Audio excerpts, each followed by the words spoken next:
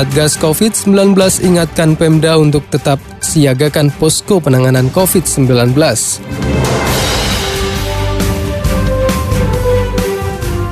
Satgas Penanganan COVID-19 mengingatkan seluruh pemerintah daerah untuk tetap menyiagakan Satgas Posko Penanganan COVID-19 meskipun kasus relatif menurun.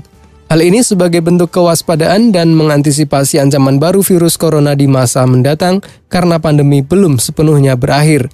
Hal ini disampaikan juru bicara Satuan Tugas Penanganan COVID-19 Wiku Adhisa Smito dalam acara seminar sekolah Sespimti Polri di Krek ke-30 melalui channel YouTube 6 Oktober lalu. Ternyata Satgas Posko itu pembentukan dan kinerjanya di berbagai daerah relatif masih belum tinggi, baru 32, hampir 33%. Padahal kalau menurunkan kasusnya dengan rumah sakit dan seterusnya tadi sudah dijelaskan, kita mampu tuh. Tapi kalau terjadi ancaman baru lagi, muncul lagi, kita tidak bisa mendeteksi karena apa? Kemampuan deteksinya rendah. Karena fungsi mata kita intelijen di bawah itu tidak berfungsi dengan optimal di seluruh wilayah Indonesia. Menurut Wiku, posko penanganan ini terus diperlukan sebagai upaya mendukung fasilitas kesehatan.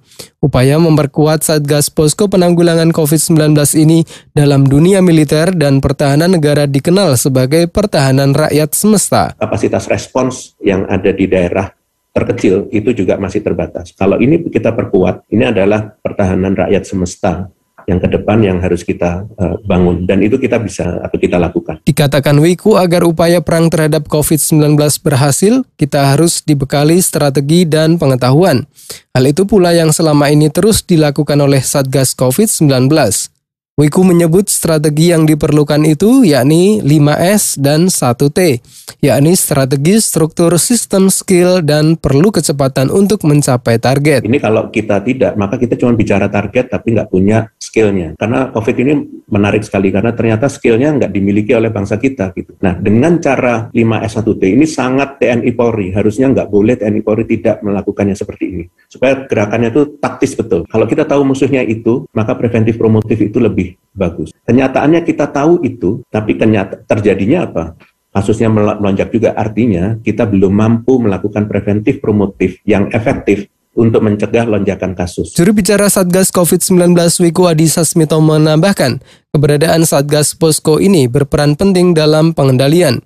Posko berfungsi sebagai wadah koordinasi untuk mengawasi penerapan protokol kesehatan COVID-19 di tengah masyarakat hingga level terkecil seperti tingkat RT/RW. Wiku mewanti-wanti seluruh masyarakat agar terus disiplin dalam melakukan protokol kesehatan agar lonjakan COVID-19 tidak kembali terjadi di Indonesia. Demikian tim pemberitaan Radio Idola dengan editor Heri Chandra.